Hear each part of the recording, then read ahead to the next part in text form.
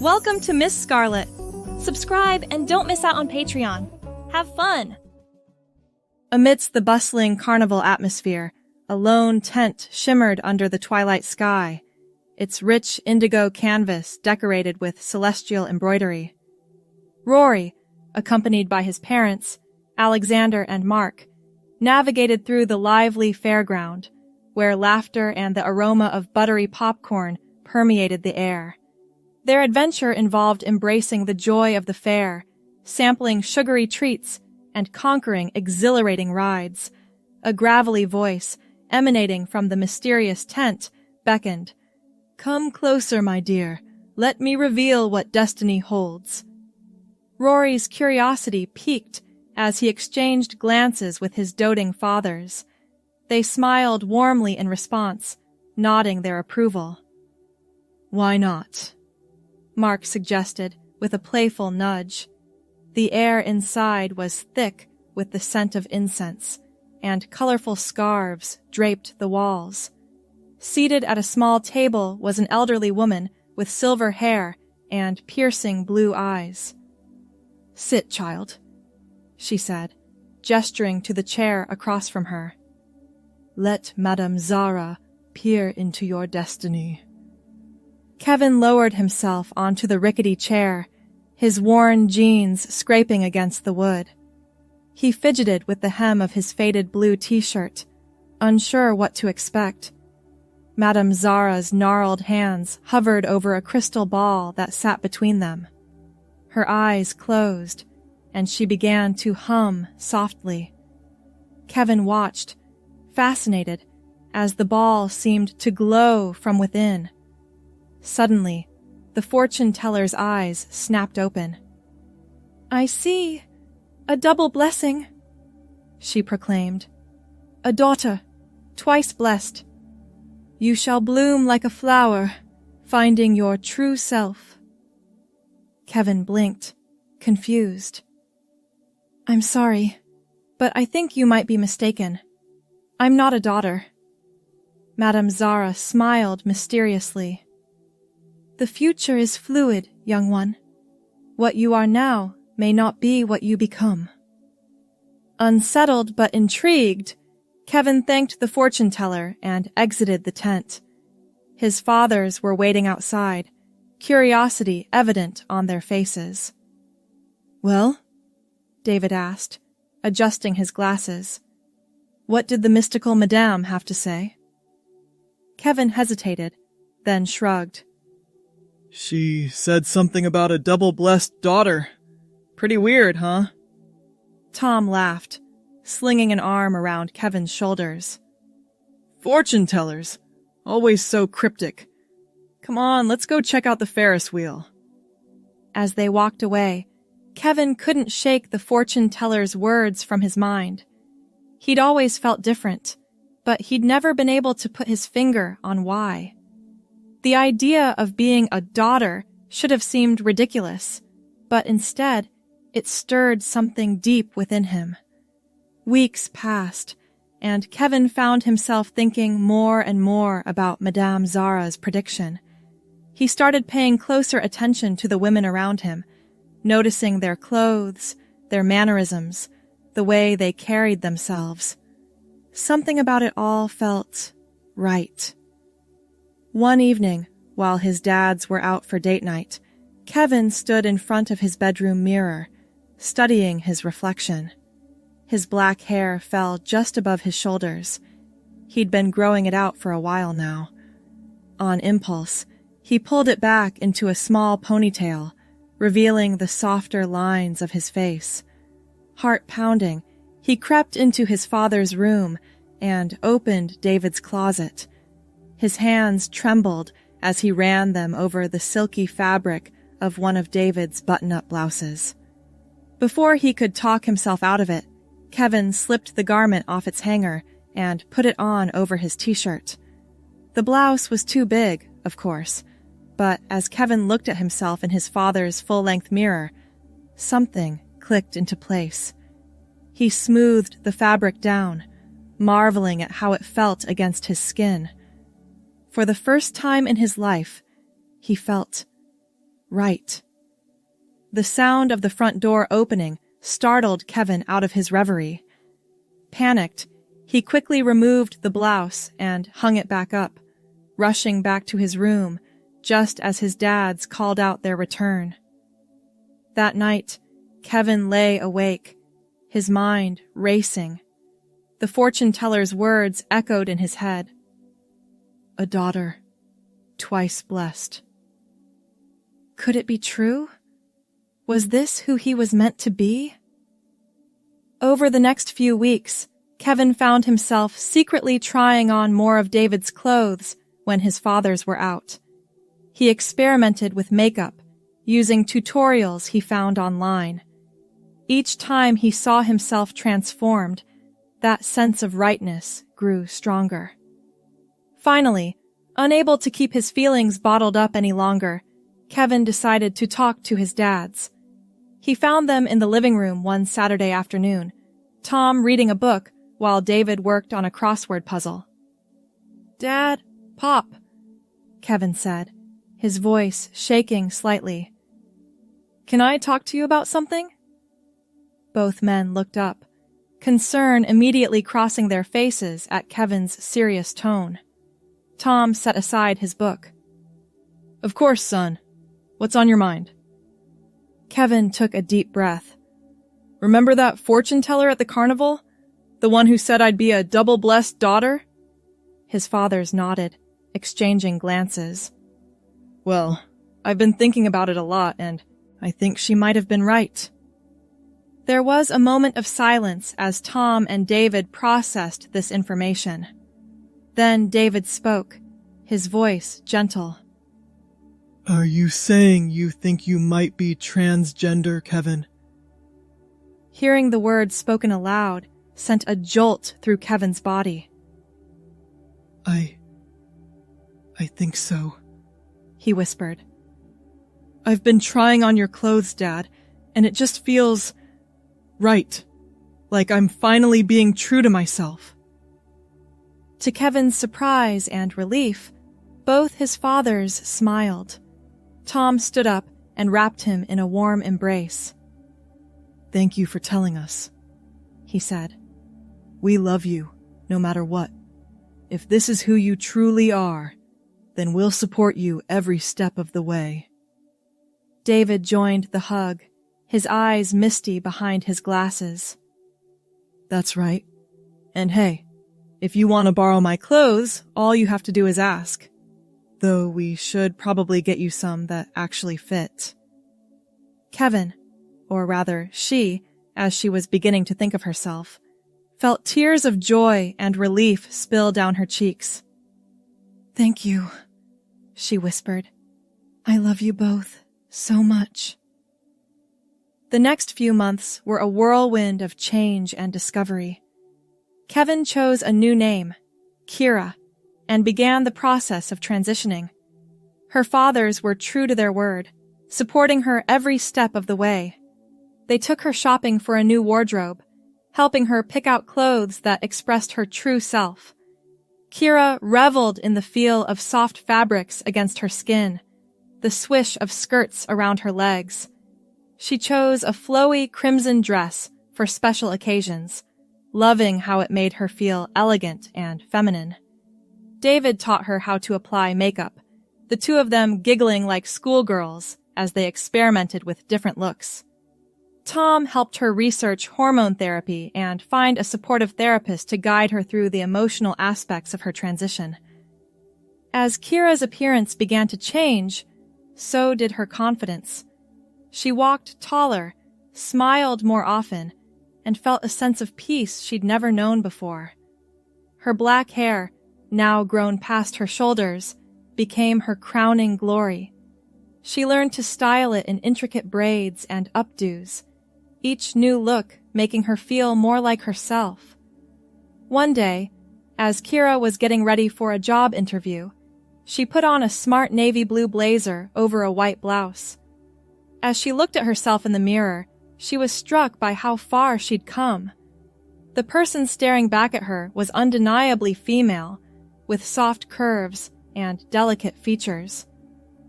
"Kira, honey?" Tom called from downstairs. "You're going to be late if you don't hurry." "Coming, Dad," she replied, grabbing her purse and heading down. Both her fathers were waiting at the bottom of the stairs, their faces lit up with pride as they saw her. "You look beautiful, sweetheart," David said, straightening her collar. Tom nodded in agreement. "That company would be crazy not to hire you." Kira hugged them both, overwhelmed with gratitude for their unwavering support. "Thanks, Dad. Thanks, Pop. I couldn't have done this without you." As she walked out the door, head held high, Kira thought back to that day at the carnival. The fortune teller had been right after all. She was indeed a daughter, twice blessed. Blessed with the courage to become her true self, and blessed with two loving fathers who stood by her side through it all. The interview went well, and Kira landed the job at a local marketing firm. As she settled into her new role, she found herself thriving, not just professionally, but personally as well. Her coworkers were welcoming and respectful, and she quickly made friends among them. One coworker in particular caught her eye, a kind, funny woman named Rachel, with auburn hair and a penchant for colorful scarves. They often ate lunch together, sharing stories and laughing over inside jokes. Kira found herself looking forward to these moments more and more. As months passed, Kira's confidence continued to grow. She became involved in local LGBTQ+ support groups, sharing her story and offering encouragement to others who were just beginning their journeys. Her fathers beamed with pride whenever she spoke at events, marveling at the strong, compassionate woman their child had become. On the anniversary of her coming out, Tom and David surprised Kira with a small party. As she blew out the candles on her cake, decorated with the words, "Our beloved daughter," Kira felt a wave of emotion wash over her. "I have something to tell you both," she said, her voice thick with emotion. Tom and David exchanged glances, then turned their attention back to her. "Rachel and we've been seeing each other," Kira confessed, a blush creeping up her cheeks. I think I'm in love." Her father's faces broke into identical grins. "Oh, sweetheart, that's wonderful," David exclaimed, pulling her into a hug. Tom joined in, sandwiching Kira between them. "We're so happy for you," he said. "Rachel seems like a lovely person." Kira laughed, tears of joy spilling down her cheeks. "She is. She's amazing. And she loves me for who I am. All of me." As they celebrated late into the night, Kira couldn't help but marvel at how far she'd come. From a confused young man to a confident, happy woman, she had truly blossomed into her authentic self. The following weekend, Kira and Rachel decided to visit the annual carnival, the very same one where Kira's journey had begun. As they strolled hand in hand past the colorful booths and whirling rides, Kira spotted a familiar purple tent. "Want to get your fortune told?" she asked Rachel with a mischievous grin. Rachel laughed. "Why not? It could be fun." They ducked into Madame Zara's tent, the scent of incense bringing back a flood of memories for Kira. The fortune teller looked exactly as she had years ago, her silver hair gleaming in the dim light. "Ah, the twice-blessed daughter returns," Madame Zara said, her eyes twinkling. "And she has found her heart's companion."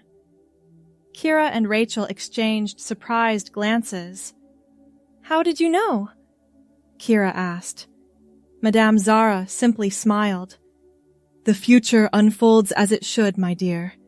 You have embraced your true self and found love along the way. What more could one ask for?" As they left the tent, Rachel squeezed Kira's hand. "Twice blessed daughter, huh? I'd say you're blessed many times over. Kira looked at their intertwined fingers, then up at Rachel's smiling face. You're right, she said softly. I am. That night, as Kira got ready for bed, she caught sight of herself in the mirror. Her black hair fell in soft waves around her face, framing features that were undeniably feminine. She wore a silky lavender nightgown, a far cry from the t-shirts and boxers of her past. As she studied her reflection, Kira felt a profound sense of peace wash over her. The journey hadn't always been easy, but every step had led her to this moment, to a life filled with love, acceptance, and authenticity. She thought of her fathers, who had supported her unconditionally, of Rachel, who loved her for exactly who she was, of the friends and community she'd found along the way, and of herself, the woman she had always been, now fully realized. Kira smiled at her reflection, feeling truly blessed. The fortune teller's prediction had come true in ways she could never have imagined. She was indeed a daughter, loved and cherished, and her life was only just beginning. As she crawled into bed, Kira felt a sense of excitement for what the future might hold. Whatever challenges or joys lay ahead, she knew she would face them as her true self, strong, confident, and loved. The next morning, Kira woke to the sound of birds chirping outside her window. Stretching languidly, she smiled as she remembered the events of the previous day. The carnival, the fortune teller, Rachel's hand in hers. It all felt like a beautiful dream. She got up and went through her morning routine, carefully applying her makeup and styling her black hair into loose waves. As she rummaged through her closet, her hand brushed against something silky. With a start, she realized it was the red dress she'd bought shortly after coming out, the one that had made her feel truly feminine for the first time. On impulse, Kira pulled the dress out and slipped it on. It still fit perfectly, hugging her curves in all the right places. As she twirled in front of the mirror, she marveled at how far she'd come. The scared, confused person who had first tried on David's blouse seemed like a lifetime ago. Deciding to keep the dress on, Kira made her way downstairs. She found Tom in the kitchen, cooking breakfast. Good morning, sweetheart, he said, flipping a pancake. You look lovely. Special occasion? Kira shook her head, smiling. No occasion, just feeling good. Tom's eyes misted over slightly.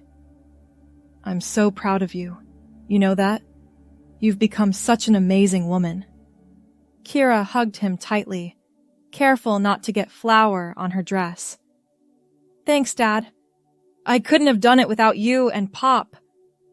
As they sat down to breakfast, David joined them, his face lighting up when he saw Kira in her red dress. Well, don't you look stunning? He said, kissing her on the cheek before sitting down. Over pancakes and coffee, they chatted about their plans for the day. Kira mentioned that she was meeting Rachel for lunch, and her fathers exchanged knowing smiles. You know, Tom said casually, if you wanted to invite Rachel over for dinner sometime, we'd love to get to know her better. Kira blushed, but nodded. I'd like that. She's really special to me. After breakfast, Kira helped clean up, then headed out to meet Rachel. They had planned to have lunch at a new cafe in town, followed by a walk in the park. As Kira drove, she found herself reflecting on her journey once again. She thought about the little moments that had led her to this point. The first time she'd painted her nails, the day she'd legally changed her name, her first date as her true self. Each step had been a challenge, but also a triumph. And through it all, She'd had the unwavering support of her father's, who had never once questioned her identity or her choices. Arriving at the cafe, Kira spotted Rachel waiting outside. Her heart skipped a beat as their eyes met, and Rachel's face broke into a radiant smile. "Wow," Rachel said as Kira approached. "You look amazing. Is that the dress you told me about?" Kira nodded, twirling playfully. "The very same. I was feeling nostalgic this morning." They entered the cafe hand in hand, finding a cozy booth by the window. As they perused the menu, Kira found herself staring at Rachel, marveling at how lucky she was to have found someone so understanding and loving. "What?" Rachel asked, noticing Kira's gaze. "Nothing," Kira replied, smiling. "I'm just happy. Really, truly happy." Rachel reached across the table, taking Kira's hand in hers. "Me too," she said softly. As they enjoyed their lunch, conversation flowed easily between them. They talked about work, their families, their hopes for the future. Kira found herself opening up about her transition in ways she never had before, sharing both the challenges and the joys. "You know," Rachel said thoughtfully, "I admire you so much for having the courage to be your true self. It couldn't have been easy." Kira squeezed her hand. "It wasn't always easy, no, but having people like you in my life makes it all worthwhile." After lunch, they strolled through the park, the warm sun dappling through the trees. Children laughed and played on the nearby playground, and couples walked hand in hand along the paths. As they sat on a bench overlooking a small pond, Kira turned to Rachel. "My dads want to have you over for dinner sometime," she said. "If you're comfortable with that, of course." Rachel's face lit up. "I'd love that. Your dads sound amazing from everything you've told me about them." Kira nodded, smiling. "They really are. They've been my rocks through this whole journey." As the afternoon wore on, Kira found herself filled with a sense of contentment she'd never known before. Here she was, living authentically as herself, surrounded by love and support. The frightened, confused person she'd once been seemed like a distant memory. When it was time to part ways, Rachel pulled Kira into a gentle kiss. "I love you," she whispered. "All of you." Tears pricked at Kira's eyes.